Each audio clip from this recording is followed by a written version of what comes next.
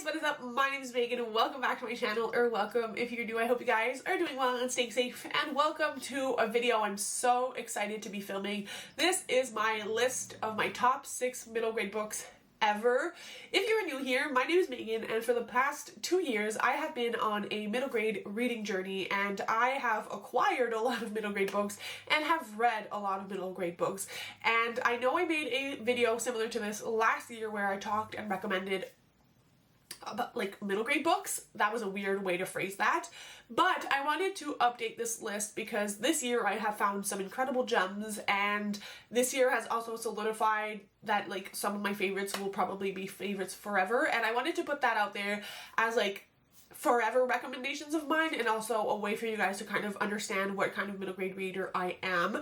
So without further ado, let's hop on in. I will say that like the first 4 books I'm going to talk about, it's kind of like they're all mushed together as like favorites, but the last 2 I will mention are for now my 2 like ultimate favorite middle grade books. If you've been to my channel before, you probably know about all these books, but if you're new or are just getting into middle grade, these are like my honest to God favorite books. I would recommend them to anyone and everyone, and I hope you find at least one in here that you love. So book number 1 is The Mystwick School of Musicraft by Jessica Khoury. This is a first in a middle grade series, and it is about a like fantastical music school. So in this story, we follow a character named Amelia Jones, and she lives in a world where like the most prestigious musicians go to this academy when they're young to build on their skills and then use this skill to kind of be helpful to the world, because music is magic.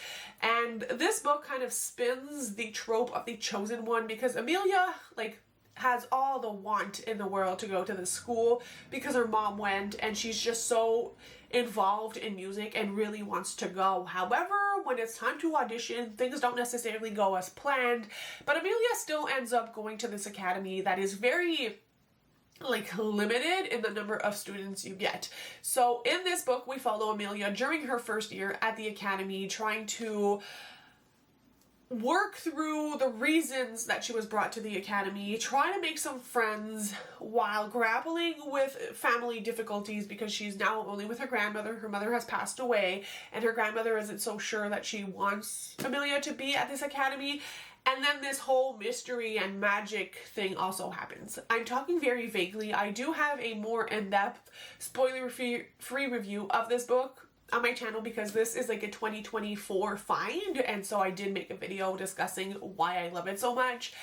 And I just think that this book is so original, and the audiobook for this, you guys, is fantastic. There's like the music that plays, it's just so immersive. And I will say that the first 2 books in this series are in physical print, but the remainder of the series as of now is only through Audible. So like if you're an audiobook girly, probably for you. If you don't listen to audiobooks at all, it may be hard to get through after the second book.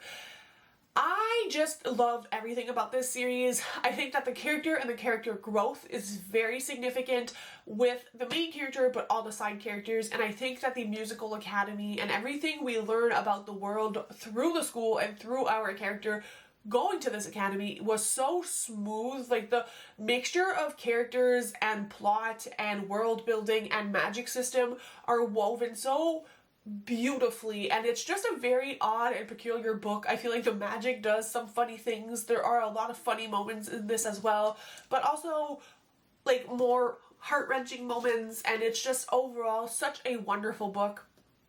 And I don't think it's one that is as popular as other books on my list, and it's been out for a couple of years. So I will say this is probably one of the most underhyped books I have on my list, and I highly recommend it. Then we have the Pages & Co. series by Anna James. This is a series I've talked about for years on my channel. It is a 6-book series, though it is through 2 different character arcs, because books 1 to 3 follow Tilly, and then books 3 to 6 follow a different main character, though we do continue to see Tilly. Like, she doesn't just like vanish from existence. If you haven't heard me speak of Pages & Co., let me tell you what it's about. So Pages & Co. follows a main character named Tilly, who lives with her grandparents in a bookstore. And at the beginning of this series, Tilly finds out that she's actually cut from a family of book wanderers. And what book wandering is essentially Tilly can go into stories or make characters of stories come out of the books and like into our world. And this obviously brings around some problems, and there's this whole kind of society of people who can book wander, but it's like not known to the general public. And in this first installment, we basically have all of like Tilly learning that she's a book wanderer, and Tilly also looks for her mother because her mother is kind of missing, and everything kind of intertwines together. And so in this first book, we go into, I believe it's Anne of Green Gables as well as Alice in Wonderland, and we go through kind of like fictional worlds, and Tilly encounters these different characters while trying to find her mom. And as the series progresses, there is this kind of like evil force within the book wandering world that Tilly and her friends needs to stop. This is a book that is full of magic and obviously heavily inspired by children's classics. Throughout the story, we visit a lot of different worlds, like the Wizard of Oz. There's just so many things, and like it's a kind of like long-lasting mystery and like evil force that needs to be dealt with throughout these books. And so this is a book of family. This is a book about friendship. This is a book about loving to read and what it is to be a reader, and just like the attachment that people have to books. And it's a mystery and just so whimsical all at the same time. I will say I have never read Inkheart, but a lot of people do compare Pages & Co. to the plot and kind of world of Inkheart. So if that is familiar to you, because it's more of like a children's classic at this point, Pages & Co. kind of takes a page out of that. And honestly, it's just so beautiful, and just like the concept of book wandering to me is so magical, because what would I not give to be able to go into my favorite books and meet my favorite characters. And I just think that there's so much that is explored in here, whether that be about found family or about losing someone in your family and just like societal expectations. There's just so many lessons and important things packed into beautiful books. And I feel like this book touches a lot on diversity. It does so many things so well, and I think Anna James really does the whole like we follow different characters throughout this entire series so incredibly well. And I will say her writing is some of my favorite writing in middle grade, and these books also have illustrations and they are beautiful. So again, highly recommend. Obviously it's one of my favorites.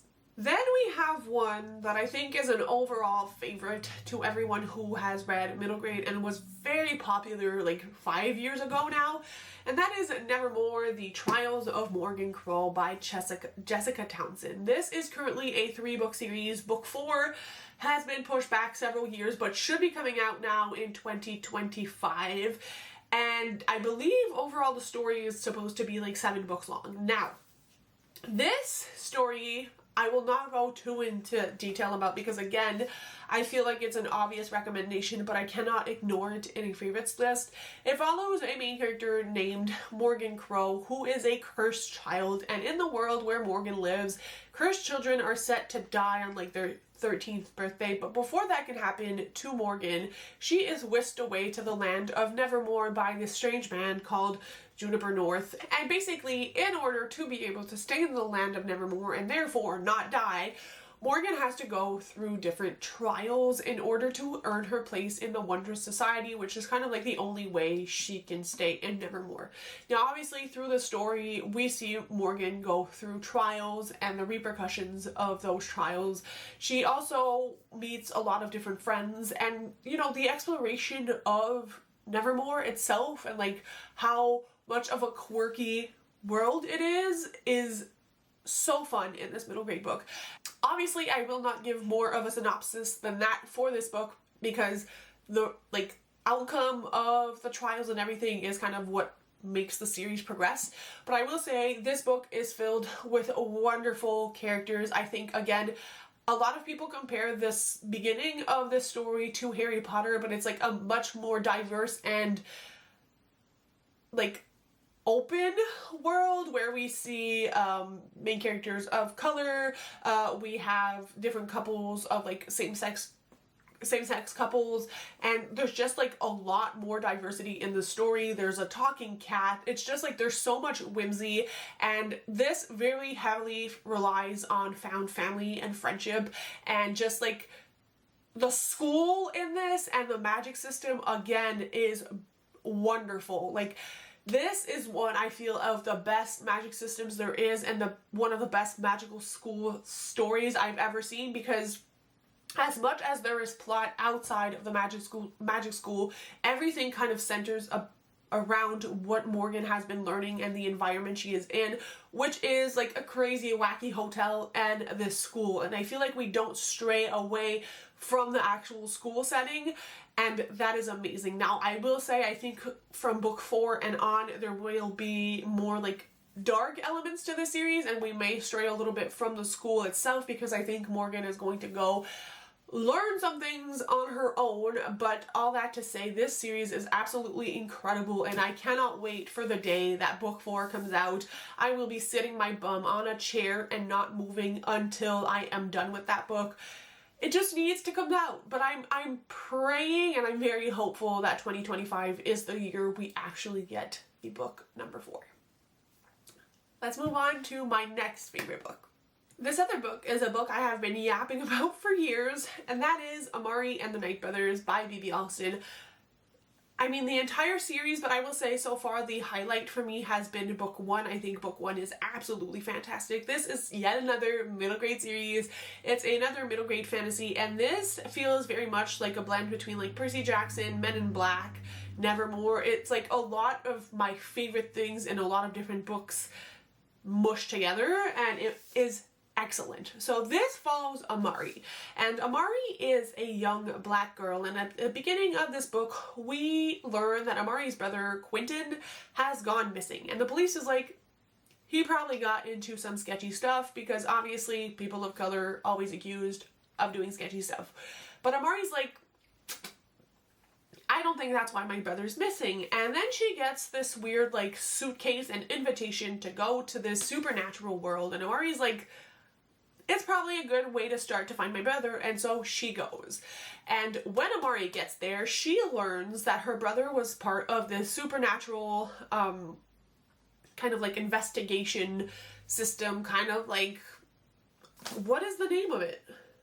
Bureau of Supernatural Affairs, and he was very well involved in that, and Amari had no idea. She had no idea magic existed. She had no idea her brother was wrapped up in these things. And so she learns about that, but then she also learns that she is a very, very, very powerful child, and that obviously brings a lot of enemies. And so it's Amari learning about her brother, investigating that, learning about her powers, and then staying at this bureau and becoming part of it, and just kind of like being a student there and learning about her powers and being involved in the supernatural world. And the story spirals from there. There is good, there is evil, there is betrayal. It's a beautiful thing to see Amari kind of come into herself and gain confidence and be so powerful, and seeing her struggle to like adapt and then make friends and become someone so incredibly intelligent and strong and resilient, and just like the whole thing with her brother is fantastic. I will say that the like bureau itself and all the different departments are some of like my favorite and most witty things, and I think that like this book is so imaginative.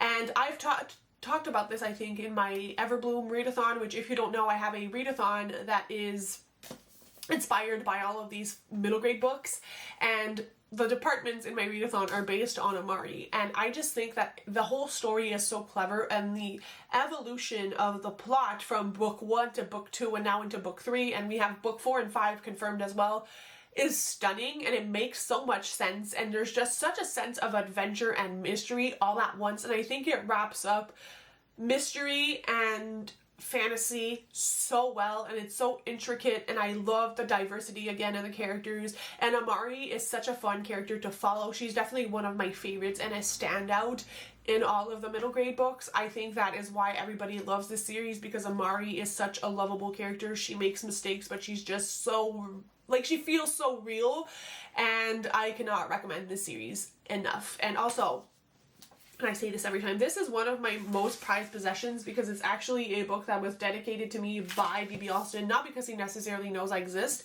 but because I won this thing on Twitter where he sent a dedicated book, and I about fainted when I learned I won a copy.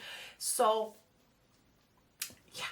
Another 2024 discovery I made, which I absolutely love, and this is definitely like in my top 2 middle grade books of all time. I have a full review for this one, which I will also leave in the description for you guys, and any other reviews I have pertaining to these books will be in the description. The Chronicles of Whetherwhy, The Age of Enchantment by Anna James. Yes, Anna James is on this list twice, folks. This is her newest series. The first book actually came out in October of this year, and I was anticipating this book like there's no other. Like, I waited all year for this book, and it didn't disappoint. Okay, so this is the story of Juniper and Rafferty. They are siblings, and in the world where they live in, on the 13th year, they have to go to like this place to get their powers tested. Now, everybody in this world has powers relating to one of the 4 seasons, but there are also people who are known as enchanters who have powers of all seasons. And if you're an enchanter, you go to this academy to learn about how to kind of like be an enchanter and deal with having affiliations to all the different seasons. And obviously you are more powerful when it comes to magic. And so one of our characters, Juniper, and this is not a spoiler, learns in the beginning of this book that she is an enchanter. And so she is going to go to Thistledown Academy to learn about all things enchantment. Her brother is not. He is a spring affiliation and is supposed to work at the bookbindery with his parents because his parents own a bookbindery. They use their magic to kind of like perfect their craft. Now, these 2 siblings are like this, like a shadow of one another. They are 2 halves that make one. So when Juniper has to leave town and go to this academy, Rafferty wants to kind of like get closer to her, and so he takes an apprenticeship in a bookbindery that is closer to the academy. Now, our 2 characters are set on 2 different, very different courses, where Juniper has to learn about being an enchanter, get accustomed to the academy, and just like traveling there is dangerous because magic. And her brother kind of learns about this secret society that are not so in agreement with enchanters and the fact that enchanters have all the power. And it's a story of good versus evil, though there's a lot of gray, and how 2 siblings who were like this may or may not remain like this. And this is a story about self-discovery, about trusting your gut, about making friends, about being away from your family. And it's also just a fantastic fantasy book because the magic system in this, amazing, so well developed.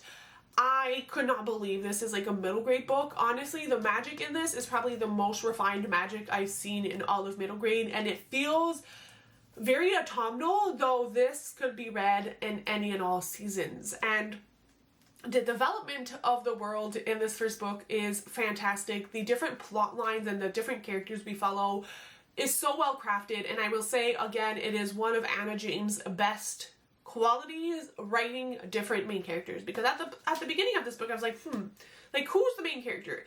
And then we go off and we follow Juniper, and I was like, oh, Juniper's the main character. And then she's like, nah, back to my brother.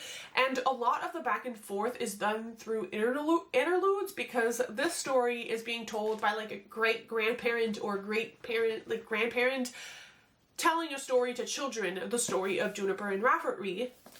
And so sometimes we switch back and forth through their perspective through the interludes and being like, oh, but while Juniper was doing this, bam, switch POVs.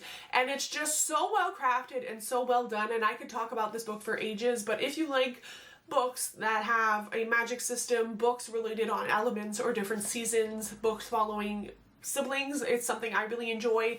Magic schools, secret societies, just all of it. This book does a lot. There's also a dragon in this and a magpie. Who knew I could be obsessed with magpies? This book is definitely making me want to die a little bit inside, because like, how long do I have to wait until book 2? Probably a whole entire year. If anybody wants to send me an arc of book 2, I'm your girl. That's all I'm saying. And let's move on to my favorite book. Yeah, I think it's so hard because this could definitely be like my favorite, but I think I would need to reread it, or at least have a sequel to compare it to what I'm going to talk about, which if you've been here before, you already know. Nobody's going to be surprised. Hi, it's me and my love of Scandar again. I am holding up book 2, and it is very intentional because Scandar and the Phantom Rider is so far my favorite in the series. Take that with a grain of salt, I'm only comparing it to book 1. But if you're new here, Scandar is a series of middle grade books where we follow a main character named Skandar who becomes a unicorn rider. So he lives on the mainland, and on the mainland, like, people are people. But there is this island where people bond with unicorns and become unicorn riders, and like they develop magical bonds, and it's all based off the elements like water, fire, earth, and air. And every year, students on the mainland and the island pass this kind of test, and if they pass the test, they are sent to the island to bond with a baby unicorn. Like the unicorn hatches, they create a bond. And then they go through, I think it's like 5 years of school to kind of learn how to control the bond with their unicorn. And this is so that the like unicorn population doesn't just become overwhelming, and that there aren't too many unbonded unicorns, and unbonded unicorns in this world are kind of very dangerous. And so Skandar ends up going to the island, in again, some weird sketchy ways. And he is a chosen one, but that brings a lot of chaos, and he kind of brings back a 5th element that nobody has heard of or wanted to be near in years, and that obviously creates problems. And so this is a story of Skandar kind of becoming himself, learning to trust in his unicorn and his element, while also trying to make friends, learn about unicorns and bonds, and not let the world explode. Because a lot of crap goes wrong in this series, and I will say I think the highlight of this for me is the friend group and the setting of this book. The hatchery where Skandar goes to school, the setting of it and the friendship group he has is very reminiscent of the way I felt about like Harry Potter and Ron and Hermione. But it's even better in my opinion. They are a quartet, and they are 4 very different characters. And obviously sometimes they clash, sometimes they all get along because they're all affiliated to different elements. And it's just very interesting how Skandar has to learn to trust them to be able to move forward, because he could not do whatever he's doing on his own. And again, it's kind of like about found family, but also his actual family is kind of involved in this series as well. I'm getting overwhelmed talking about this book, and I feel like I always over-explain this series, but it's just so good. I, again, have a full spoiler-free review of book 1. I have a spoiler-filled review of book 2 and a live show for book 1 as well. I will leave all of the Skandar things down below, but just know that this will forever be a recommendation if you like dragons, unicorns, found family, magic schools, elemental powers. This is for you. So those were my top 6 middle grade books. I love them all so much. And if you haven't read all of them, I highly recommend. I think all of them are fantastic on audio. I've actually listened to all of these except Amari on audio, and I would recommend all of them. And yeah, I can't wait to do this again in another year's time and see what is added or changed in this list. Let me know down below if you guessed all 6 of these books, and that's it for today. I hope you guys enjoyed. Bye! Happy reading!